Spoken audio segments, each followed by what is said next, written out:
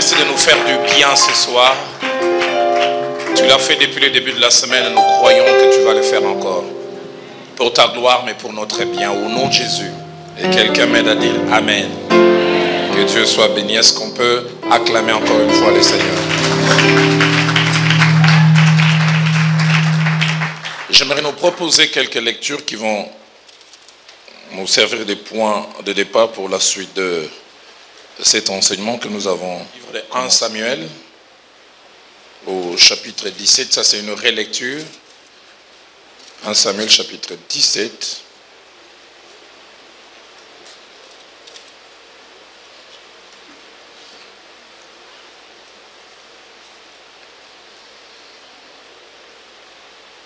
Du verset 28 jusqu'au verset 30.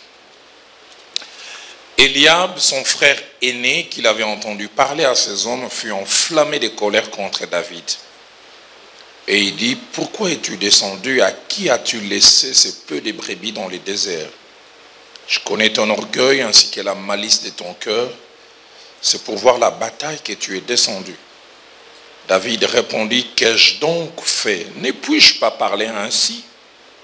Il se détourna de lui pour s'adresser à un autre et fit les mêmes questions. Le peuple lui répondit comme la première fois. Nous lisons aussi l'évangile de Luc au chapitre 9e.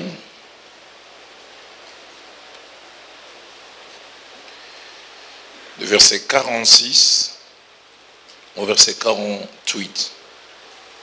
Or, une pensée leur vint à l'esprit, savoir lesquels d'entre eux étaient les plus grands.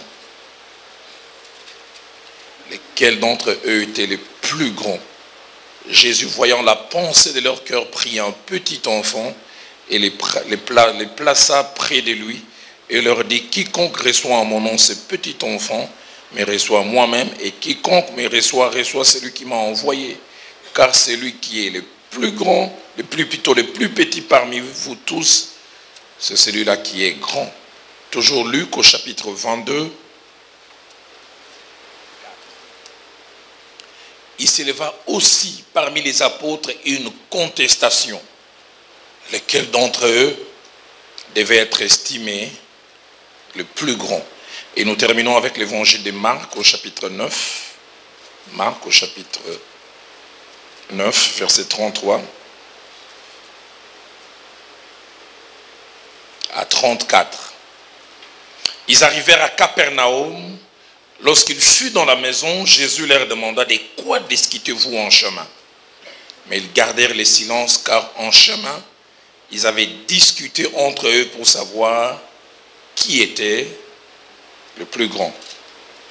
Les batailles inutiles étaient les thèmes que nous abordons depuis 3 jours.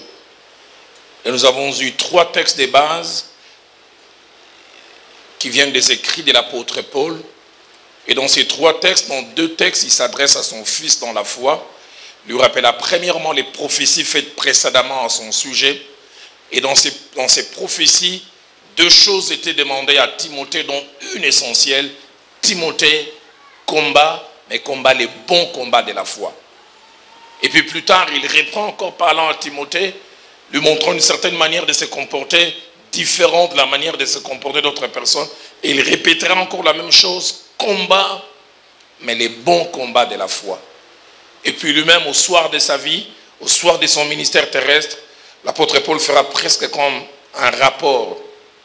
Et il dira, j'ai combattu les bons combats, et j'ai achevé la course, et j'ai gardé la foi. Et nous avons essayé de définir le premier jour les mots combat ou bataille. De 3 manières, je n'aimerais pas revenir aujourd'hui. Mais nous avons dit simplement que là où il y avait combat, là où il y avait bataille, notre énergie était engagée, notre temps était engagé, et ce que nous avions comme intelligence était aussi investi dans ces choses. Et nous avons dit, quand l'apôtre Paul écrit à son fils dans la foi, il veut lui faire comprendre que sur le chemin de la vie, 2 choses, des activités voudront occuper ton temps, ton énergie, ta force et ton intelligence, mais ne mets pas ton intelligence, ta force pour n'importe quelle chose. Mêlé pour des choses qui valent la peine. Et nous avons défini les termes bon, qu'une autre version mentionne par beau, en disant que ça signifiait trois choses. Ça signifiait premièrement utile, ça signifiait deuxièmement qui apporte un gain, et troisièmement qui enrichit. Timothée, ne t'engage pas dans des activités qui ne sont pas utiles. Et nous avons essayé de montrer en disant qu'il était important que nous ayons des discernements, que nous sachions distinguer ce qui vaille la peine de ce qui ne vaille pas. Et nous avons dit aussi qu'il était important que nous puissions savoir que nous avons un capital à gérer, limité, appelé les temps. Et hier, nous avons commencé à voir ces batailles inutiles pour lesquelles nous n'étions pas appelés à consacrer notre temps, notre énergie, ainsi que notre intelligence. Et parmi ces batailles, nous avons premièrement parlé de trop s'inquiéter concernant les futurs. Et j'avais déjà dit que ce n'est pas l'inquiétude en elle-même qui était un problème, mais c'est les temps que l'on donnait à cela, ou la quantité que l'on donnait à cette activité. Trop s'inquiéter. Je n'aimerais pas trop revenir. Nous avons longuement parlé et nous avons montré les merveilleux enseignements que Christ dans Matthieu chapitre 6, verset 25 à 34 nous donnait sur les inquiétudes en nous disant ne vous inquiétez pas et montrant comment il était important que nous puissions laisser chaque jour nous apporter son lot des difficultés entre guillemets. Il dira le lendemain prendra soin de lui-même et il terminera en disant à chaque jour suffit sa peine. Et nous avons insisté en disant il est important de laisser chaque peine venir en son temps. Il ne faut pas prendre les peines de demain, les importer déjà aujourd'hui. Jésus a dit à chaque jour suffit sa peine. Mais nous, par nos inquiétudes, comme je l'avais dit hier, nous souffrons au présent pour un futur qui n'est pas encore là. Nous nous posons des questions en avance. Nous dérangeons notre aujourd'hui pour un demain qui n'est pas encore là. Et puis la deuxième bataille inutile que nous avons mentionnée hier, pour laquelle il nous était demandé, si possible, de ne pas consacrer notre temps, notre énergie et nos forces. C'est ce que nous avons appelé la bataille de l'unanimité. Des gens qui veulent que tout le monde soit d'accord avec eux. Des gens qui veulent que tout le monde ait la même opinion que eux. Des gens qui veulent que tout le monde aille dans la même direction que eux. Des gens qui sont malheureux quand sur une question, si 80% sont avec eux, 20% ne sont pas avec eux, ils perdent l'appétit. Et nous avons mentionné juste 4 caractéristiques que j'aimerais juste rappeler avant d'aller plus loin. Nous avons dit que la bataille de l'unanimité était la bataille des naïfs, des immatures et des personnes inexpérimentées. Rechercher que tout le monde soit d'accord avec nous, c'est ainsi des naïvetés, d'immaturité, mais aussi des manques d'expérience. Et deuxièmement, nous avons dit que la bataille de l'unanimité, personne ne l'avait jamais gagnée, même pas Jésus. Et nous l'avons montré hier au travers des passages. Il fait ceci, la Bible dit, il y a eu division à cause de lui. Certains disent c'est un homme de bien, d'autres disent ce n'est pas un homme de bien. Et là où Jésus n'a pas gagné, toi tu veux gagner. Troisième caractéristique, nous avons dit, lier son bonheur, sa paix et sa quiétude à l'éradication des avis contraires nous concernant, c'est investir pour quelque chose qu'on n'aura jamais. Si tu penses que pour que tu sois en paix, tout le monde doit être d'accord avec toi, alors tu attendras longtemps jusqu'à ce que la paix et la quiétude soient ton partage. Mais nous avons terminé en disant que ceux et celles qui ne consacraient ni leur temps, ni leur énergie, et encore moins leur intelligence pour avoir l'unanimité, faisaient montre de sagesse. Et en terminant, nous allons donner quelques conseils en disant que faire devant la bataille de l'unanimité. Nous avons dit un certain nombre de choses, 5 plutôt. La première, nous avons dit ne jamais s'y engager. Ne jamais s'engager dans la bataille de l'unanimité. Deuxième des choses, c'est contenter des opinions favorables qui viennent de notre côté, que Dieu permet que nous puissions avoir. Apprécier cela. Troisième chose, laisser Dieu faire changer d'avis les opinions défavorables. Et nous avons dit s'il veut le faire. Et s'il ne le fait pas, dormons tranquillement. Quatrièmement, nous avons dit il nous fallait retirer des choses positives, des avis défavorables et ignorer les restes. Et puis enfin, nous avons dit, il nous fallait continuer de vivre et de vaquer à nos occupations tranquillement, malgré les avis contraires. Et ce soir, nous voulons aborder la troisième bataille qui ne sert à rien. Une bataille que nous devons éviter. Cette troisième bataille, c'est la bataille de la justification. La bataille de vouloir faire changer d'avis nous concernant des gens qui ne nous aiment pas et qui ne nous portent pas à cœur. La bataille de la justification. La bataille de vouloir faire changer d'avis des gens qui ne nous aiment pas et qui ne nous portent pas à cœur. Frères et sœurs, si vous vivez suffisamment longtemps, vous rencontrez un type de personne dont la profession est de ne pas vous aimer.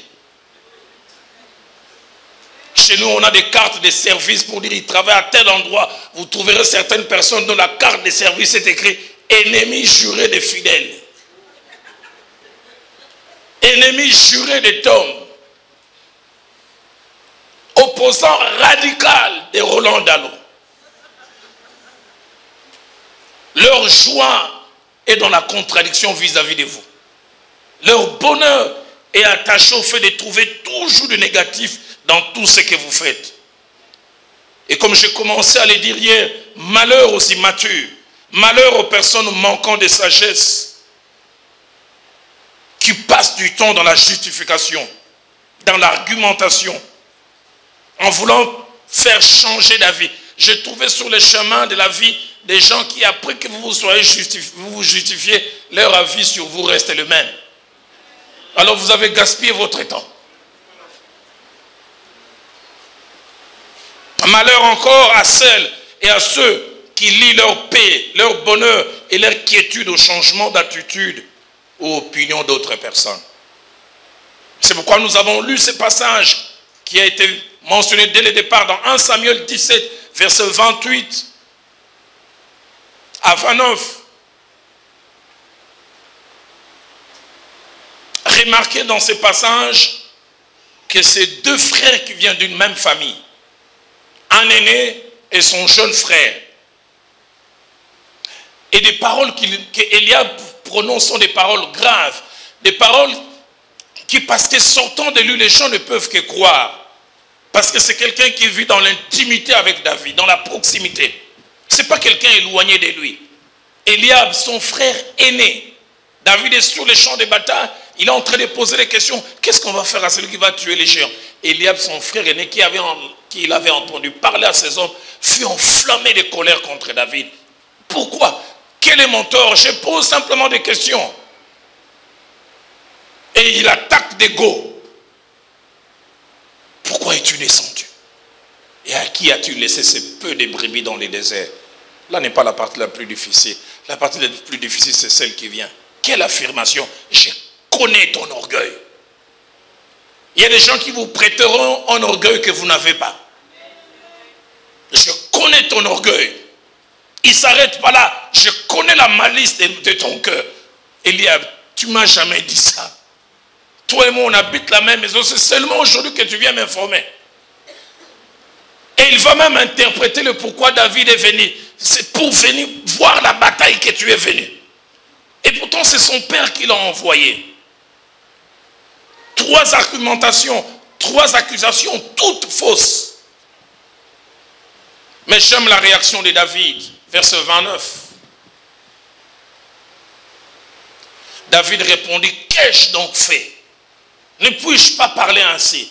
Remarquez, ne va pas dans les terrains pour prendre point après point. Mais j'aime surtout le verset 30, lorsque la Bible dit, il se détourna de lui.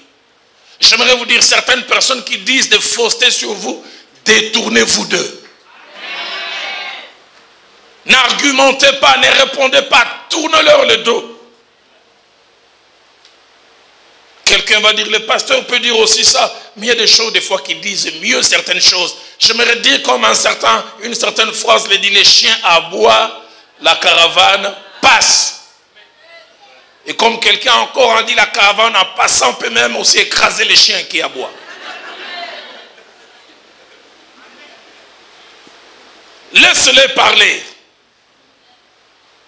gens qui perdent la paix. Simplement quelqu'un dit, je connais ton orgueil. Je connais la malice de ton cœur, tu commences à pleurer. On te prête des intentions que tu n'as pas eues et puis tu perds toute la paix. J'aurais voulu te céder mon cœur pour quelques minutes. Moi, je suis costaud avec les années. Dieu m'a grandi costaud dedans. Très difficile à casser. La version parole de vie dit, reportons les propos d'Eliab. Il dit, je te connais bien, petit orgueilleux. Ton cœur est mauvais. Comme je le disais les premiers jours, il y a des gens, c'est comme s'ils ont des doctorats en nous. Dans son titre académique, Docteur S. Tom. Docteur S. Roland Dallot. Donc il a un doctorat en nous. Il nous connaît mieux que tout le monde. Parole de vie dit, je te connais bien, petit orgueilleux, ton cœur est mauvais. La version de la Colombe dit, je te connais bien moi, ton arrogance et ton cœur, je connais, ton cœur est mauvais.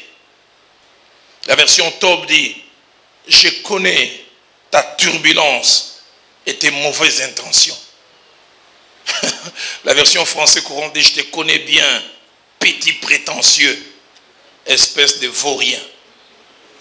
Quelles paroles dures qui peuvent faire perdre la paix à plusieurs. Une étude approfondie de la vie d'Eliab nous montre 4 raisons qui font qu'il se comporte de la sorte. Et les mêmes raisons qui font que Eliab se comporte de la sorte, ce sont les mêmes raisons que vous trouverez sur les chemins de la vie des gens qui disent du mal de vous. La première raison, c'est qu'il était frustré de ce que David a eu, ce qu'il aurait voulu avoir. C'était lui l'aîné de la famille. Les jours où le prophète est venu en annonçant que Dieu m'a envoyé pour chercher un roi dans la maison d'Isaïe, Eliab l'aîné a commencé à rêver, sûrement ça serait moi. Et même si nous lisons les Écritures, le prophète a failli se tromper. Parce que la Bible dit, quand il a vu, il dit certainement. Il a même quasiment, selon les contextes, amené l'huile. Et Eliab a commencé à sourire. Et subitement le prophète a arrêté. Eh, pardonne-moi, c'est pas toi. Et on peut s'imaginer ce que Eliab a ressenti quand finalement tous les autres sont passés, rien ne s'est passé. Et quand David est arrivé, il a vu le petit se mettre à genoux. Et Samuel prononçait, Israël, voici ton roi. Quelqu'un a dit, si tu as 4 bonnes nouvelles à annoncer à quelqu'un, ne va pas rapidement. Quand tu annonces la première, vérifie si l'autre se réjouit avec toi. S'il ne se réjouit pas avec toi, garde les 3 autres.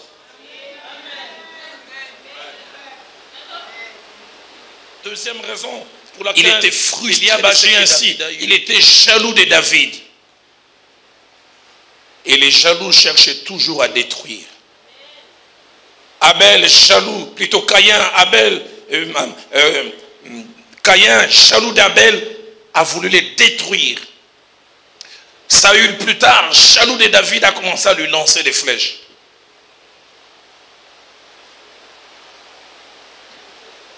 Troisième raison, il en voulait à Dieu à cause de son choix. Vous n'avez aucune idée combien certaines personnes en veulent à Dieu. J'entendais un jour quelqu'un disait, je ne sais pas comment Dieu a permis que cette personne ait une grande église. Si j'étais Dieu, je dis heureusement qu'il n'est pas Dieu.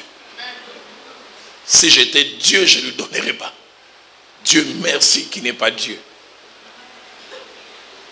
Ils en veulent à Dieu. À cause du choix. J'en ai parlé une fois ici, j'ai vécu une scène en 2004. Mon pasteur était absent, mais j'étais resté avec l'église. Et ce samedi-là, j'ai laissé quelqu'un d'autre bénir le mariage. Et bizarre, la mariée ne portait pas la fameuse robe. Elle a porté un tailleur. Très joli, je n'ai jamais oublié. Et j'étais assis dans la masse, juste au fond. Et quand la mariée rentrait dans les mains du marié, de là où j'étais, j'ai entendu derrière 2 jeunes filles qui faisaient du bruit. L'une a tapé la main et elle a dit à son ami, les hommes vraiment, ils il ne voit pas les femmes à épouser. Il dit, regardez cette femme, les jambes comme un joueur de rugby.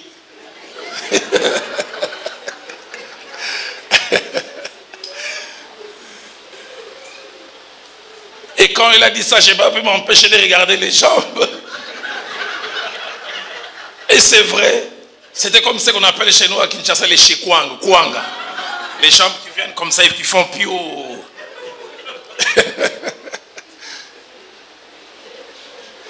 Et puis il a ajouté la deuxième phrase en lingala, dinga qui toko ezo pola baso mon angote. Donc il y a un embouteillage de beauté. Au fond de mon cœur, je dis, qui sait si ce ne sont pas ces jambes qui ont attiré ces messieurs?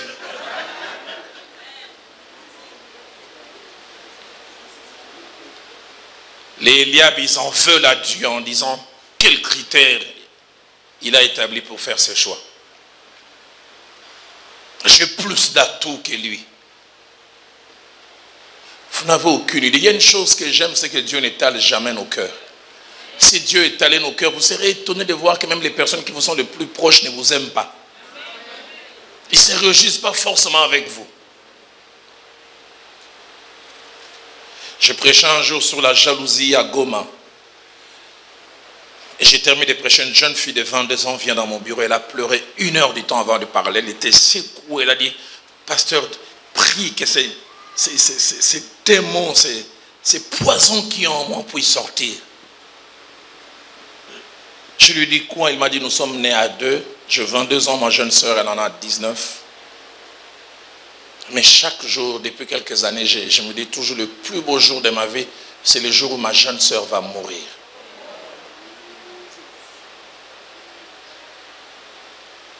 Il dit, parce qu'à la maison, partout où l'on va, les compliments ne vont que vers elle.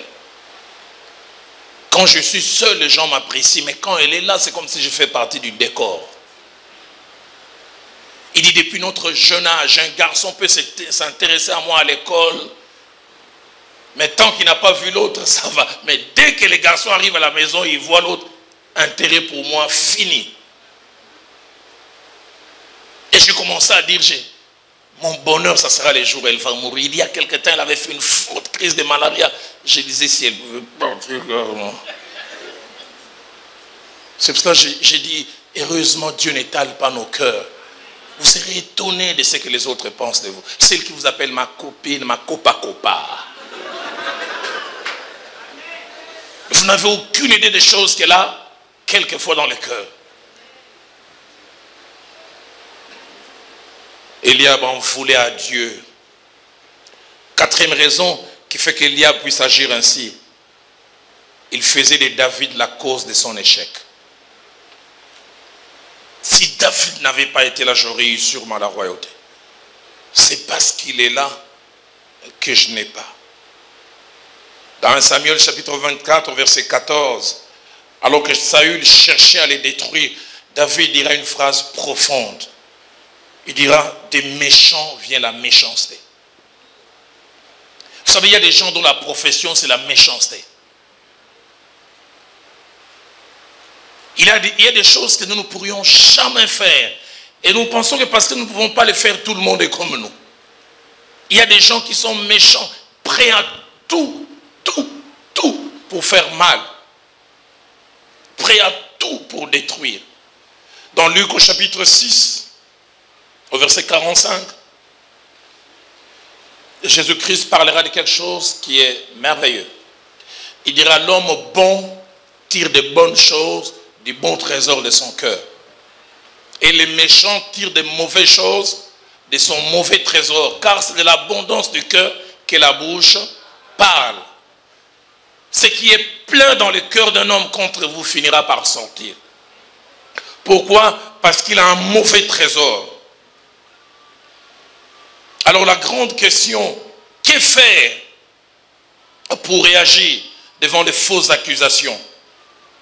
Que faire pour réagir devant les opinions contraires que l'on vous colle, des choses que vous n'êtes pas et que les autres prétendent que vous êtes?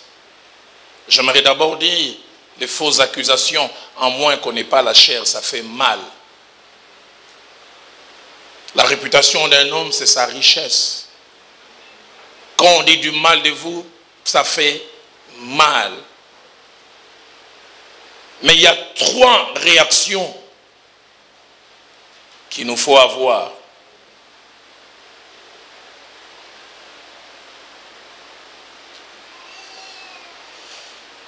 La première réaction, c'est les silences. Garder les silences.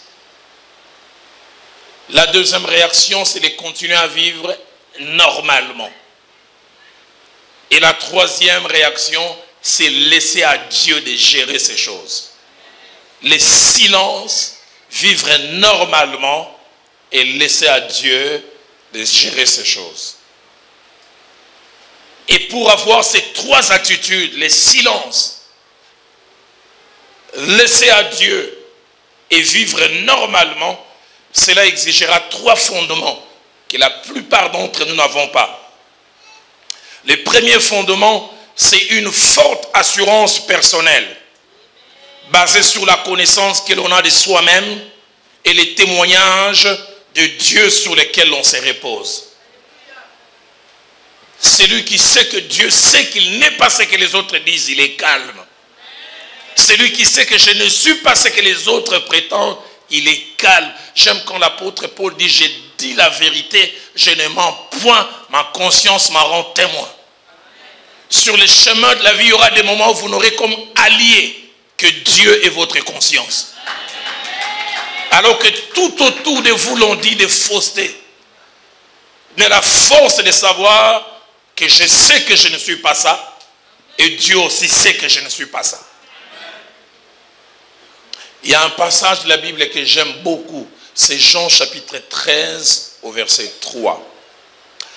Pour mieux comprendre ces passages, il est toujours intéressant d'expliquer les contextes. Quel est le contexte? Les disciples ont été envoyés par Jésus pour louer un endroit où ils devaient célébrer la Pâque. Mais il était de coutume chez les Juifs, quand on louait un tel endroit, non seulement qu'on vous donnait la place, mais on vous donnait les services d'un esclave. Et cet esclave était d'habitude torse nu, il portait simplement quelque chose, il s'est saigné au niveau du rein et il attendait jusqu'à ce que ceux qui avaient loué la place arrivent. Pourquoi il les attendait? Il les attendait avec une bassine d'eau. Pourquoi? Parce que le sol de cette partie était un sol argileux. Et les gens de l'époque ne portaient pas des chaussures fermées comme nous. Ils portaient des sandales. Donc quand ils marchaient sur ce sol, ils avaient comme des chaussettes spirituelles. Alors quand ils arrivaient dans le lot de l'argent qu'on avait loué, il y avait les services de l'esclave qui devait leur laver les pieds. Ce passage est presque lié aux 3 autres passages que nous allons lire tout à l'heure. Et les disciples ainsi que Christ sont en train d'aller vers l'endroit de la place qu'ils ont louée. Et le contexte montre que les disciples étaient allés avant. Et quand les disciples arrivent, et le contexte montre aussi que sûrement l'esclave qui devait laver les pieds n'était pas là. Était-il allé pour se satisfaire un besoin naturel? On ne sait pas. Et les commentateurs disent que quand Christ est entré, il a trouvé tous les disciples assis, mais avec des pieds très sales dedans. Nous le verrons tout à l'heure. Pourquoi? Parce que tout au long du chemin, tous ceux qu'ils avaient comme discussion, qui est le plus grand d'entre nous? Qui est le plus grand? Et la discussion est basée sur la grandeur. Ils arrivent, l'esclave qui doit laver les pieds n'est pas là. Qui va s'abaisser pour laver les pieds? J'imagine Pierre regarde et dit, Jean, même si nous tous on est apôtres, mais il y a quand même les droits de tête sur le cœur du maître. Attention, qui connaît les battements du cœur du maître? Pierre, est-ce que toi tu as déjà entendu le cœur du maître? Attention, il ne faut pas juger l'âge. Donc personne ne bouge. Et Christ entre, il est choqué. Alors Jésus dit, je vais leur enseigner quelque chose. Ce qu'eux n'ont pas voulu faire par orgueil, moi je vais les faire. Mais avant de les faire, il a conscience de qui il est. Pourquoi? Parce qu'il sait que si quelqu'un entre dans la pièce qui ne le connaît pas, il dira, celui qui est par terre, c'est l'esclave. C'est celui qu'on a payé. C'est pourquoi la Bible dit, Jésus, qui savait que le Père avait remis toutes choses entre ses mains, qu'il venait de Dieu et qu'il s'en allait à Dieu, verset 4, se leva des tables, ôta ses vêtements, prit un linge dont il s'est saigné, verset 5. Ensuite, il versa de l'eau dans un bassin, il s'est mis à laver les pieds des disciples. Mais avant de faire ce travail abaissant, revient encore au verset 3, prise de conscience, je sais qui je suis. Qui savait que le Père avait remis toutes choses entre ses mains. Frères et sœurs, j'aimerais nous dire, la connaissance que nous avons de nous-mêmes est une force. Savoir qu'on est innocent alors qu'on vous prête la culpabilité, ça vous donne la paix, la quiétude. C'est ça qui vous donnera l'attitude de David. Je connais la malice de ton cœur. Je connais ton orgueil. C'est pour venir voir la bataille. Accusation forte. Il se détourne de ça. Il dit, je sais que je ne suis pas ça. Moi, je sais qui je suis. Est-ce que tu sais qui tu es? Jean chapitre 5 au verset 32. Jésus-Christ montrera encore la base de la quiétude qu'il avait tout le temps. Il dit, il y en a un autre qui rend témoignage de moi. Et je sais que le témoignage qu'il rend de moi est vrai. J'ai appris sur le chemin de la vie à m'appuyer sur le témoignage de Dieu. À me baser sur ce que Dieu dit de moi et sur ce que je sais. Deuxième fondement qui nous rend capables de garder silence, de nous en remettre à Dieu et de continuer à vivre normalement, c'est la maturité spirituelle. La maturité spirituelle qui nous rend capables d'avoir un jugement différent et une lecture des événements différente aussi. Dans 1 Corinthiens chapitre 13, au verset 11, l'apôtre Paul dira, quand j'étais un enfant, je pensais comme un enfant. Je réfléchissais comme un enfant. Je raisonnais comme un enfant. Mais quand je suis devenu mature, homme, il dit, je fais disparaître ce qui était de l'enfant. Beaucoup ne réagissent pas bien parce qu'ils sont encore des enfants spirituels. À peine il a appris, tel a dit, tel peuple, on va aller demander. Oh! Maturité spirituelle. On raconte l'histoire de Martin Luther, qui était la base de la réforme. Quand il a affiché ces choses qu'il reprochait à cette église de l'époque qui avait dévié. Un jour, les gens sont venus le voir là où il s'est caché. On est venu lui dire, Martin Luther, tu dois être triste et malheureux. Il dit, pourquoi? On dit, parce que tout le monde est contre toi. On dit, Martin Luther est resté calme, il ne réagissait pas. 5 minutes après, quelqu'un lui dit, est-ce que tu as quelque chose à dire? Il dit, oui. Tout le monde est contre toi. Il va dire à tout le monde. Lui répète, va dire à tout le monde, je suis contre eux. La maturité fera qu'on dise, je connais la malice de ton cœur. Ça ne me dit rien du tout. Je connais ton orgueil, ça ne me dit rien du tout. On te prête des intentions, c'est pour venir voir la bataille. Je ne suis pas dans ces choses. Troisième base et troisième fondement qui nous rendra capables d'être silencieux, de nous en remettre à Dieu et de laisser Dieu faire en évitant des batailles inutiles, c'est la qualité de la relation que nous avons avec le Seigneur. Qui nous rendra capables de faire fi des fausses opinions. Dans Philippiens chapitre 3, verset 13, l'apôtre dit, je puis tout par celui qui me fortifie. Il dit, je suis capable de faire ces choses parce que je suis en relation avec celui qui me fortifie. Combien quelquefois et le plus souvent, c'est dur de se voir attribuer des choses qu'on n'a pas eu à faire. De se voir coller une étiquette éloignée de ce que l'on est réellement. L'homme naturel, il aime les compliments. Il aime les commentaires qui sont positifs. Il aime les éloges. Mais si vous vivez suffisamment longtemps sur les chemins de la vie, il n'y aura pas toujours ça. Il arrivera que les gens soit maladroitement ou soit volontairement se trompent sur vous. Qu'ils vous collent des choses qui sont éloignées. Marc chapitre 3, verset 22. Parlons les scribes, écoutez ce que les scribes disaient de Jésus. Marc chapitre 3, verset 22. Et les scribes qui étaient descendus de Jérusalem dit, il est possédé de Belzéboul. C'est par les princes des démons qu'il chasse les démons. Si on dit de toi, comment tu vas réagir? J'ai jamais vu Christ réagir. Prouvez-moi que j'ai des démons. Prouvez-moi que c'est par Belzéboul. Nullement. Bataille inutile. Il y a des gens qui veulent trop se battre pour se justifier. Matthieu chapitre 12, verset 24. Cet homme chasse les démons que par Belzébuth, prince des démons.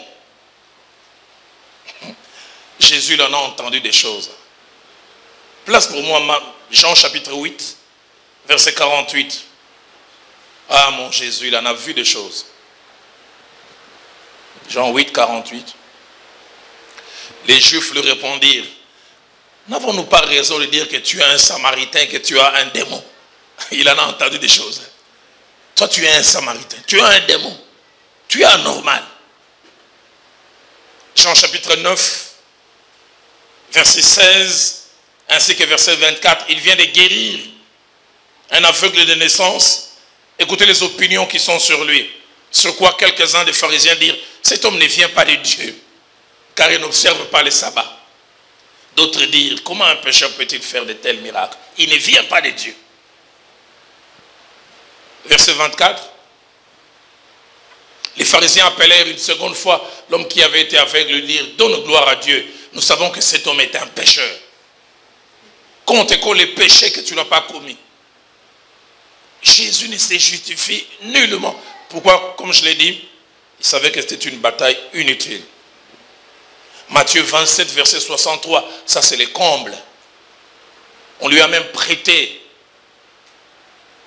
l'imposture. Les pharisiens, ah ça c'est le passage de tout à l'heure. Allez-y pour Matthieu. Seigneur, nous nous souvenons que cet imposteur a dit, 27, 63, quand il vivait encore, après 3 jours, je ressusciterai. Comment tu réagis quand on te colle l'imposture? Ce terme imposteur veut dire celui qui trompe par des fausses apparences. Ça veut dire deuxièmement, celui qui n'est pas celui qu'il prétend. Ça veut dire troisièmement, un usurpateur d'identité. Mais Jésus ne s'est nullement justifié.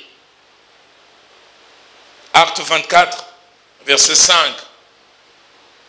On a appelé l'apôtre Paul une peste.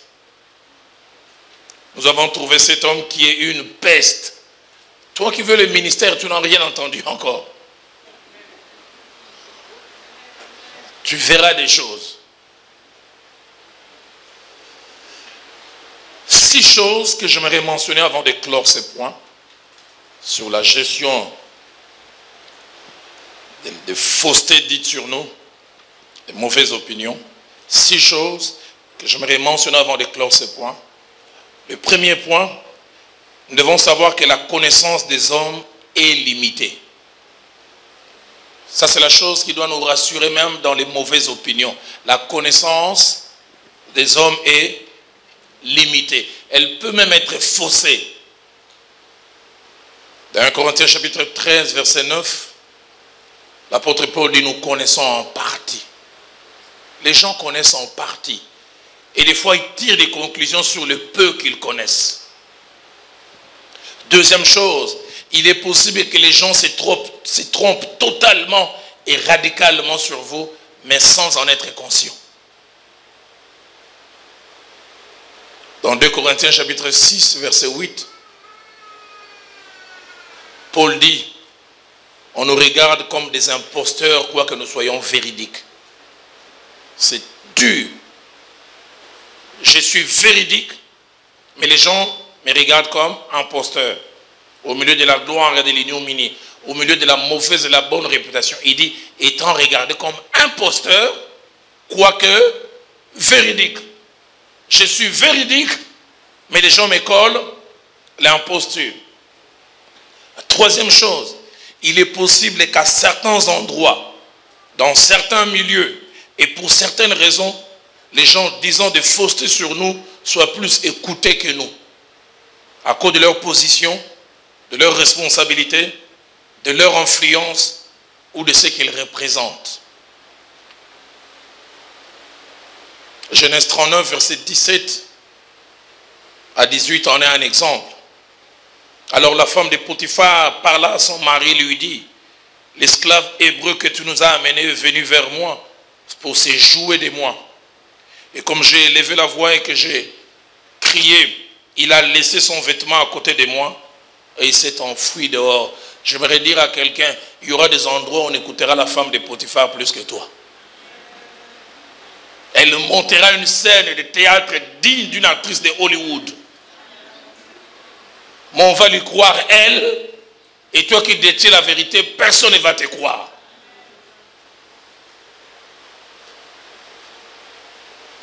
Un Samuel chapitre 24, au verset 10, nous rapporte les paroles pleines de tristesse qui sortent de la bouche de David, alors que Saül est à sa merci et qu'il aurait pu les tuer. Écoutez ce que David dit.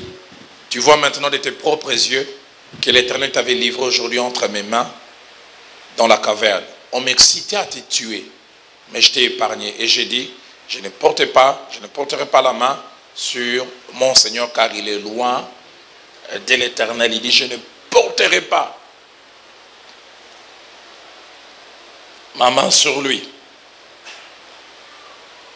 Remonte au verset 9 ou 10, je ne sais pas. De l'autre côté, ok. David dit à Saül, pourquoi écoutes-tu les propos des gens qui disent, voici David cherche ton malheur? Donc toute la démarche de Saül à tuer David était basée sur le fait que les gens lui disaient, David cherche ton malheur. Est-ce que David cherchait le malheur de Saül? David cherche à te tuer. David cherche à faire ceci.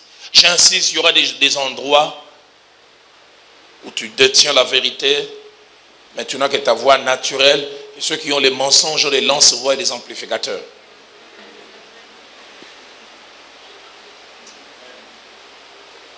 Quatrième des choses, la meilleure des choses à faire, bien que ce ne soit pas la chose la plus facile, et comme le maître, garder silence.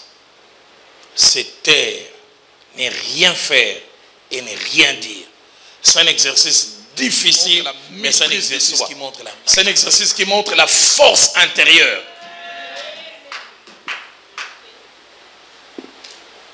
Matthieu chapitre 27, verset 12 et verset 14. Matthieu 27, verset 12 jusqu'au verset 14. Remonte même carrément au verset 10 au départ.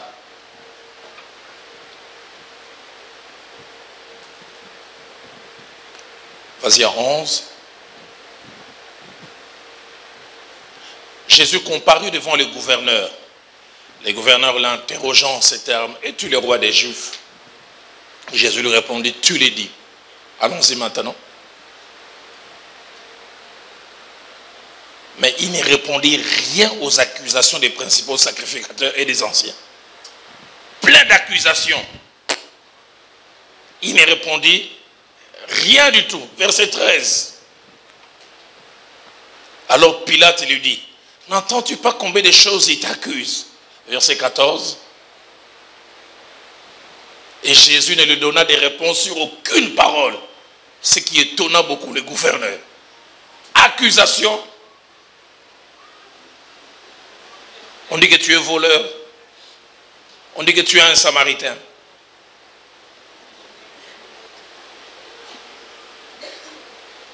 Que des gens qui veulent mettre leur énergie, leur force à se battre. Je dois prouver que, je dois montrer que. Il ne lui répondit rien. Allons-y encore, Matthieu 26, versets 62 à 63. À chaque fois que j'enseigne sur ces choses, je me parle à moi-même. Je dis, Seigneur, aide-moi, non seulement les enseigner, mais à les vivre. Le souverain sacrificateur s'éleva et lui dit, ne réponds-tu rien? Qu'est-ce que ces hommes déposent contre toi, verset 63? Jésus garda le silence. Et le souverain sacrificateur, prenant la parole, lui dit, je t'adjure par le Dieu vivant de nous dire si tu es le Christ, le Fils du Dieu vivant. Silence.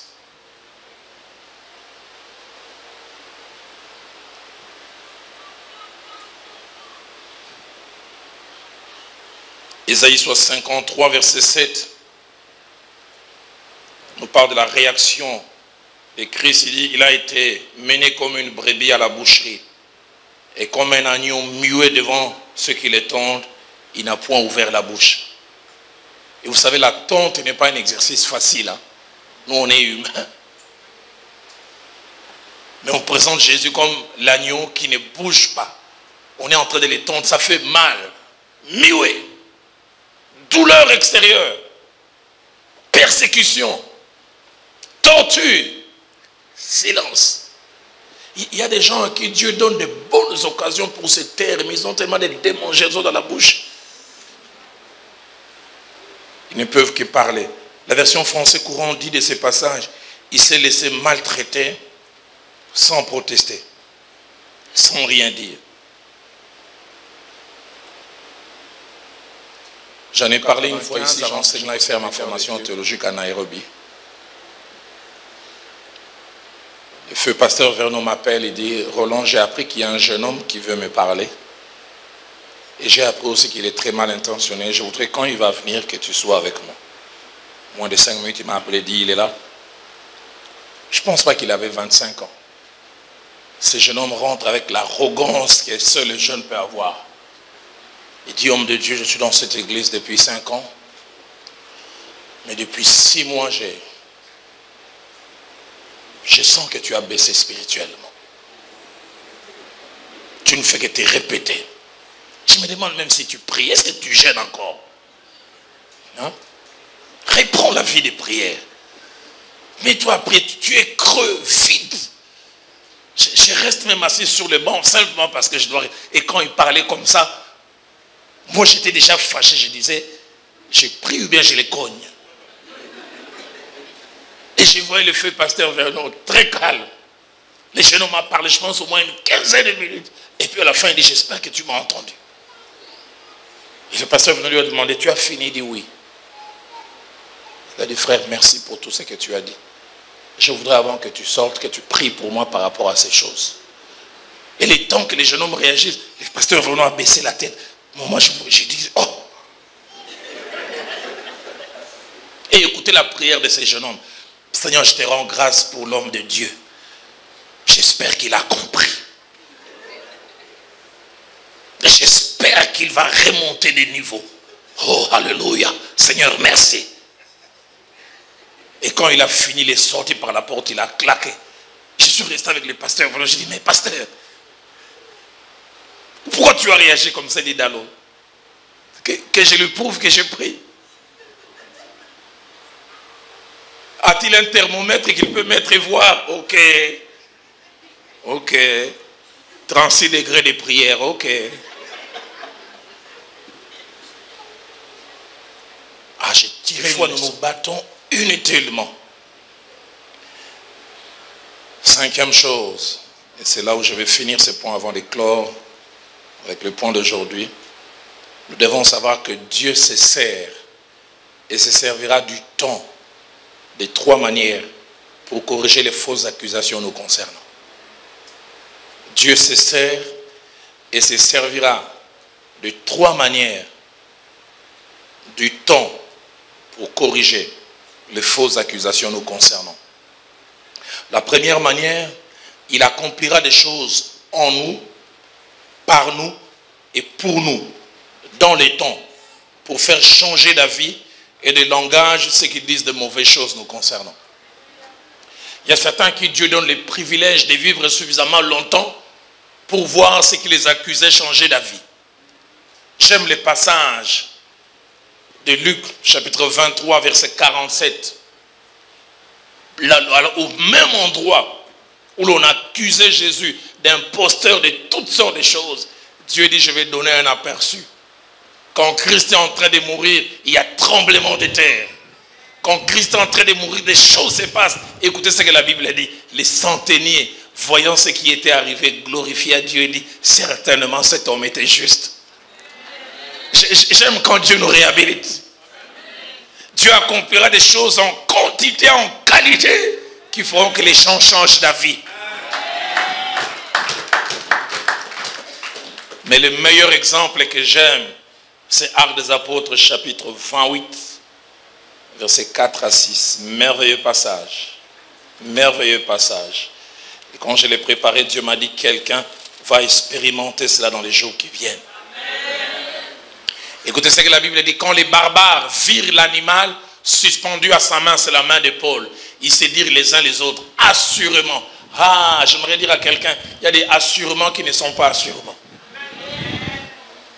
Assurément, cet homme est un meurtrier. Pourquoi? L'apôtre Paul venait d'échapper à la noyade avec les autres. Et juste à peine ils sortent, ils sont plusieurs. Un serpent ne vient que s'accrocher sur lui. Les gens disent, papa, on est tous ici, les serpents seulement sur lui, il a des problèmes. Assurément, cet homme est un meurtrier, puisque la justice de Dieu n'a pas voulu le laisser vivre après qu'il ait été sauvé. Allons-y, le verset qui suit. Paul secoua l'animal dans le feu et ne ressentit aucun mal. Mais j'aime le verset 6. Ces gens s'attendaient à les voir enfler ou tomber morts subitement. Mais après avoir attendu longtemps, j'aimerais dire à quelqu'un, tes ennemis attendront longtemps. Écoutez ce que ma Bible à moi dit. Voyant qu'il ne lui arrivait aucun mal, ils changèrent d'avis. J'aimerais dire à quelqu'un comme un prophète, les mêmes bouches qui ont tiré les premières conclusions, assurément il est meurtrier. Dieu a accompli des choses, les langages changent. Vous savez, certaines choses, tu n'as à rien faire, vis simplement longtemps. Tu goûteras là les plats appelés réhabilitation. Dieu va faire changer d'avis. Sois calme. C'est pourquoi j'aime quand le Seigneur dit, assieds-toi jusqu'à ce que je fasse de tes ennemis ton marchepied. J'aimerais le déclarer comme un prophète. Quelqu'un va vivre ces choses. Des fois, il n'y a pas mieux que le duo créateur-créature. Quand Dieu prend des choses qui t'appartiennent, il confie cela à sa créature appelée les temps. J'aimerais dire à quelqu'un, chaque fois que tu entends les aiguilles de l'horloge faire, ça t'amène vers un rendez-vous, vers ta réhabilitation. Au bout de quelques temps. Deuxième des manières dont Dieu corrige, Dieu ne laisse pas corrige des choses vivre dans les temps, mais après nous. Dieu les corrige après nous. En 1633, un homme de science appelé Galilée, qui était apôtre de la théorie héliocentrique, enseigné par Copernic, il fut jugé par les tribunaux de l'Inquisition. On s'opposa à ce qu'il disait. Il semble même quand on l'a mené pour l'amener dans son cachot, il disait, et pourtant ça tourne. Et pourtant ça tourne. Son tort, c'est qu'il était en avance sur son temps. Il comprenait ce que les autres n'ont pas eu à comprendre. En 1757, ces livres ont été retirés des bibliothèques, car jugés hérétiques. En 1979, la même église qui l'avait condamné a demandé officiellement pardon. Quelqu'un a dit, Galilée dans sa tombe versait des larmes et disait, Bomoni, vous voyez, réhabilité mais pas présent. Mais toi, ta réhabilitation, tu seras présent. En 1981, cette même église non seulement a demandé pardon, a dit, il avait raison. Il y a un homme, lui, n'a pas eu besoin de mourir. Lui faisait partie de la première catégorie. Mais il est mort depuis quelque temps, il s'appelait Nelson Mandela. De 65 à 89, son nom figurait parmi les terroristes. Et les partis auxquels il faisait partie étaient considérés comme un parti des terroristes. En 90, il est libéré. En 93, il devient président de l'Afrique du Sud. Une année et demie après, il devient prix Nobel. Que c'est merveilleux. Qu'on t'ait collé de vilaines choses et que tu vives suffisamment longtemps pour voir des choses changer. Et je prie que ça soit ton lot. Mais la troisième manière, c'est qu'il y a des corrections qui ne se feront que dans l'éternité. Ça ne se fera ni de ton vivant, ni après toi. Ça sera dans l'éternité. C'est pourquoi certaines personnes vont mourir, on leur colle des choses. Mais dis à quelqu'un, rendez-vous au trône. Le meilleur tribunal où il n'y a pas d'appel. Où Dieu dira, il avait raison. Et les anges vont acclamer. Dans Zacharie chapitre 12 au verset 10, la Bible donne un exemple. Quel est cet exemple? C'est l'exemple de Jésus-Christ. Vous savez, quand Jésus est venu sur terre, les Juifs l'ont traité d'imposteur. C'est même à cause de l'imposture qu'ils l'ont pendu. Mais la Bible parle d'une scène qui se passera à la fin des temps. Je n'aimerais pas ce soir donner une étude sur l'eschatologie, les événements de fin des temps. Il est montré en étudiant la parole de Dieu qu'Israël a et aura longtemps un allié. Le nom n'est pas cité, mais ce sont les États-Unis. Mais cette scène se passe quand il y aura la bataille de Gog et Magog. Et quand cette bataille de Gog et Magog aura lieu, même l'allié le plus fort d'Israël va les lâcher. Et Israël restera seul. Un ami est allé 3 fois en Israël.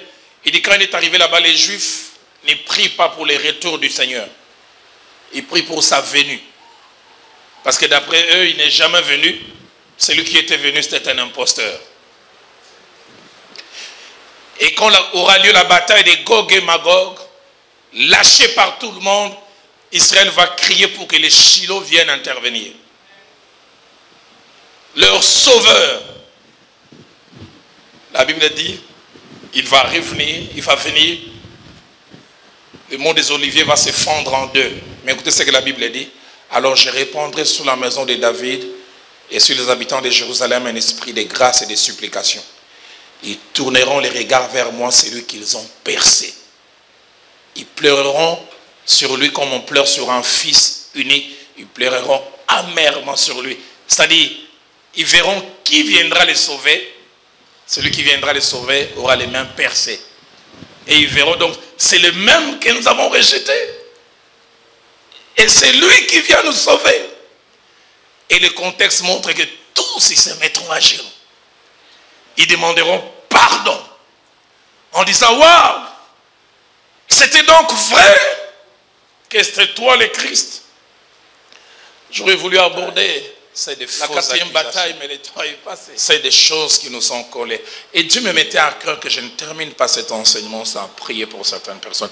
J'aimerais nous demander de baisser nos têtes dans la prière. Quand je préparais cet enseignement, Dieu m'a dit, Roland, là où tu vas enseigner, il y a certains qui ont les têtes courbées, qui vivent dans l'amertume, dans la honte, à cause des faussetés qui ont été dites sur eux. Dieu m'a dit, il y a plusieurs qui en veulent à certaines personnes, qui les ont accusés faussement. Je ne sais pas quel cantique Dieu va inspirer, les amis, mais la soirée d'aujourd'hui, c'est une soirée de guérison. Il y a quelqu'un qui doit faire 2 choses ce soir. Il va pardonner à ceux qui l'ont accusé, dit de fausseté sur lui, en famille, à l'école, à l'université, à l'église, je ne sais où. Mais veut dire ce soir, Seigneur, guéris mon cœur qui a été poignardé. Mais Seigneur, j'aimerais m'attendre à toi. Quelqu'un qui veut dire ce soir, Seigneur, réhabilite-moi. Seigneur, je ne veux plus me battre. Je ne veux plus engager mon temps, mon énergie, ma force et mon intelligence. Je voudrais que toi-même, mon pasteur, le fait Jacques-André Vernon, prêchant un jour, il a dit la femme de Potiphar qui avait accusé faussement Joseph, comment il devait se sentir quand Joseph est devenu premier de l'armée et leurs épouses. Est-ce qu'elle osait regarder cet homme dans les yeux? J'aimerais dire à quelqu'un, Dieu va te réhabiliter.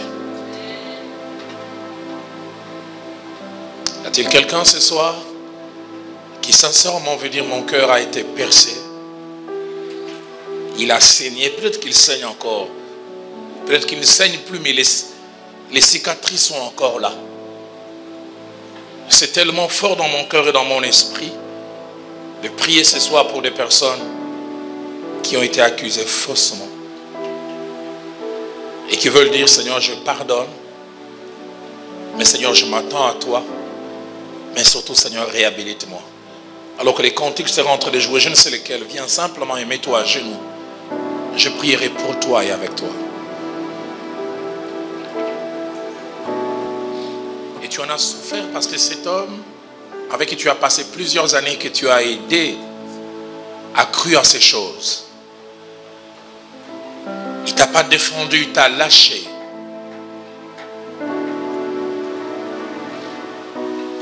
Y a-t-il quelqu'un qui va encore venir ce soir? Parce que le Dieu qui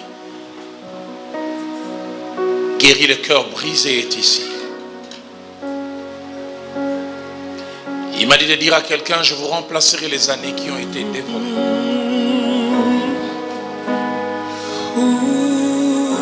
Ah Seigneur, merci pour ces vents de guérison ce soir. Je m'abandonne à toi,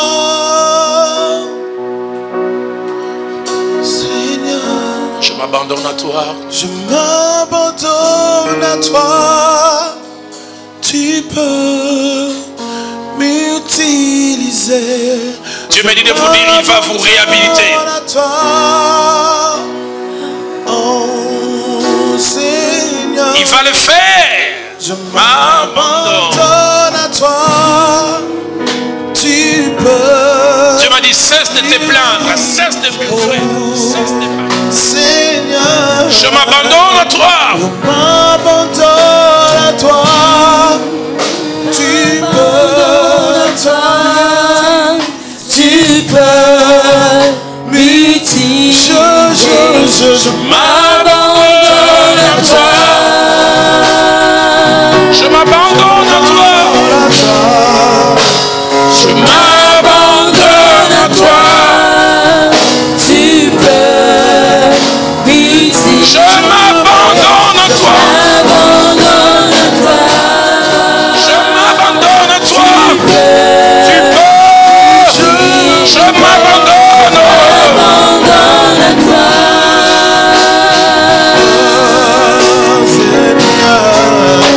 Je m'abandonne à toi.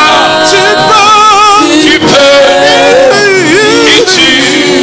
Je m'abandonne à toi.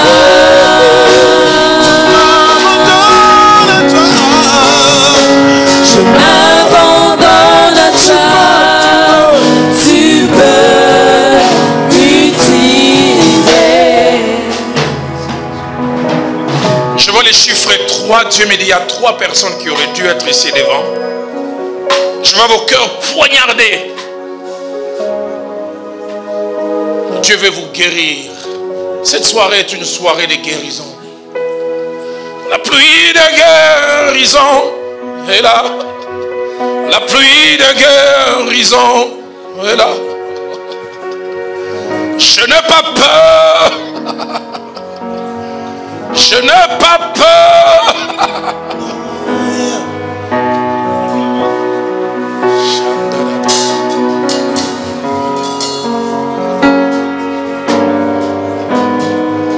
Les hommes de Dieu vont venir alors que nous chantons. Ils vont imposer les mains, ils vont prier. Que ces 3 personnes avancent.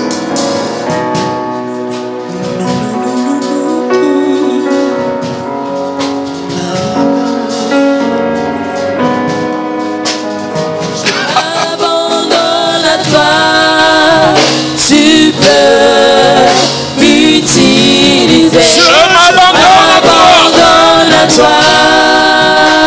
Je m'abandonne à toi, yeah. Je m'abandonne à toi. Je m'abandonne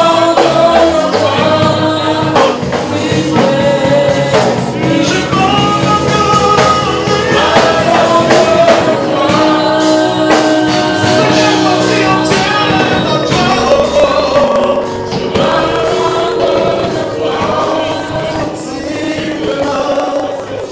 Je m'abandonne